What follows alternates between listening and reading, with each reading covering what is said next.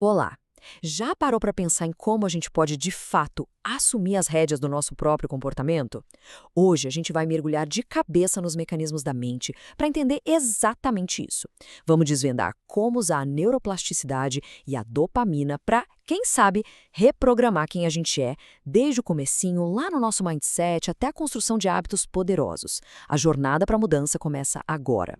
E olha só o nosso roteiro de hoje. Ele está dividido em 5 partes bem diretas. Primeiro, a gente vai entender a base de tudo, os 2 mindsets.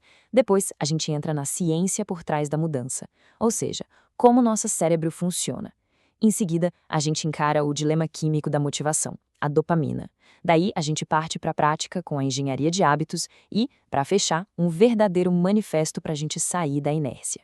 Então vamos começar com uma pergunta que, no fundo, todo mundo já se fez em algum momento. A nossa personalidade é uma coisa fixa que não muda? Sabe aquela ideia de, eu nasci assim, vou morrer assim? Será que é isso mesmo? É justamente essa crença que a gente vai colocar à prova hoje.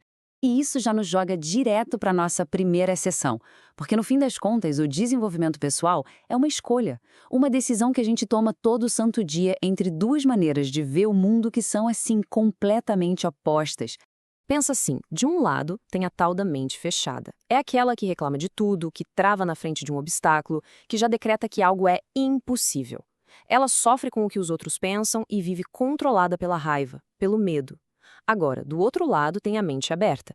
Essa aprende, busca solução, encara a crítica como aprendizado, ela lida com o medo e vai em frente.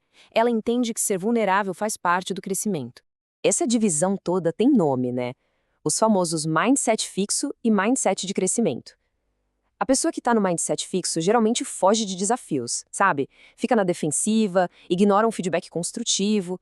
Já quem tem um mindset de crescimento, ao contrário, abraça os desafios, não desiste fácil e, principalmente, aprende com as críticas que recebe. E essa imagem aqui, nossa, ela ilustra essa diferença de um jeito genial.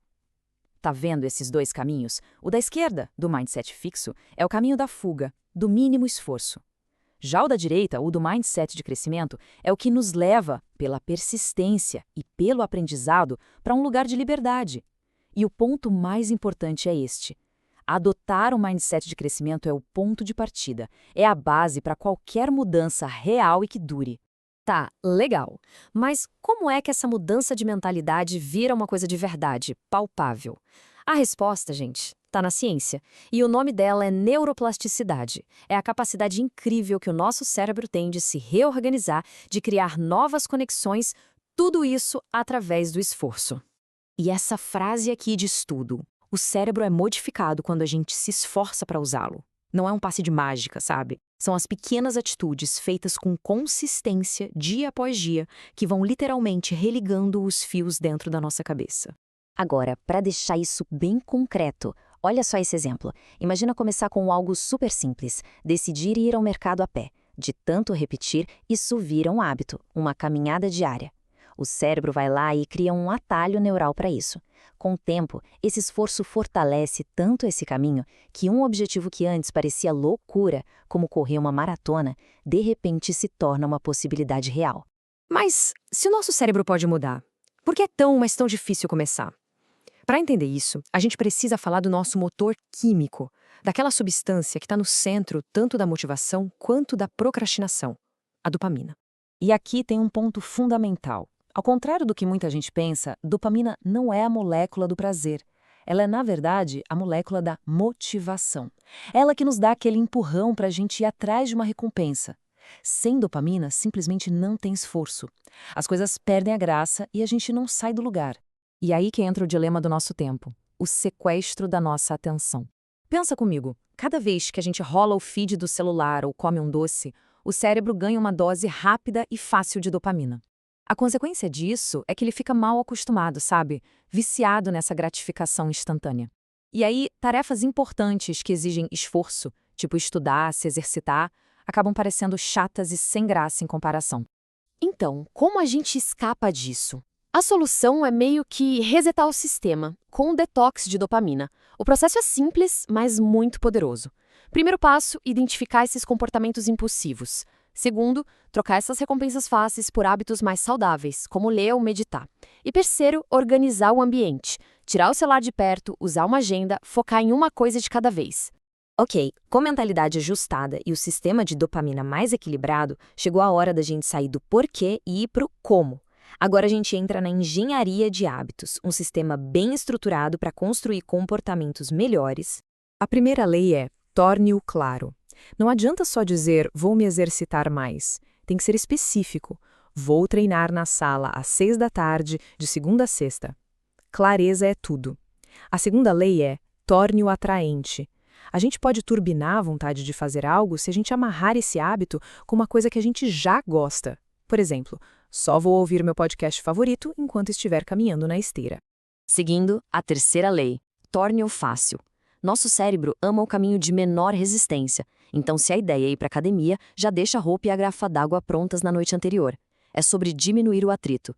E por fim, a quarta lei, torne-o satisfatório. A gente precisa sentir que o esforço valeu a pena.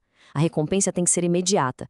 Às vezes, só marcar um X num calendário depois de treinar já dá aquela onda de dopamina que reforça o comportamento.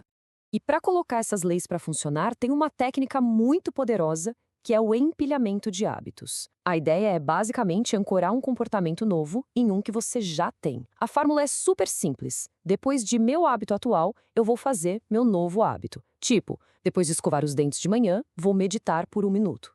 E tem outra técnica que é fundamental, a dos mini hábitos. Aqui, o segredo é começar com algo tão, mas tão ridículo de pequeno que é impossível falhar. Quer criar o hábito de ler? Comece lendo uma página. Quer se exercitar? Comece fazendo uma flexão. O objetivo aqui não é o resultado no começo, e sim automatizar o ato de começar.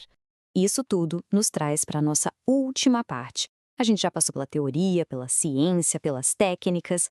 Agora, tudo se resume a uma única e poderosa ideia, um verdadeiro chamado para ação. Olha bem para essa roda. Bem ali no centro, a palavra mais importante de todas. Comece.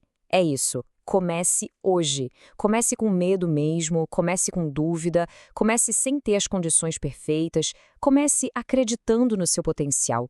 E se por acaso falhar, tudo bem, comece de novo.